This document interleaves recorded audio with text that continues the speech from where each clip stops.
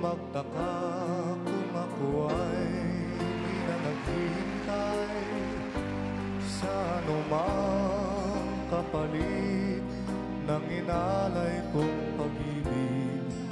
Sadyang ganito ang nagmamahal, di ka dapat mabahala, hinanakit sa'kin walang-wala.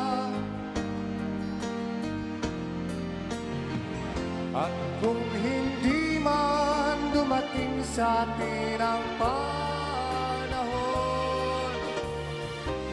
na ako ay mahalin mo rin, asahan mong di ako magdaramdam kahit ako ay nasasaktan.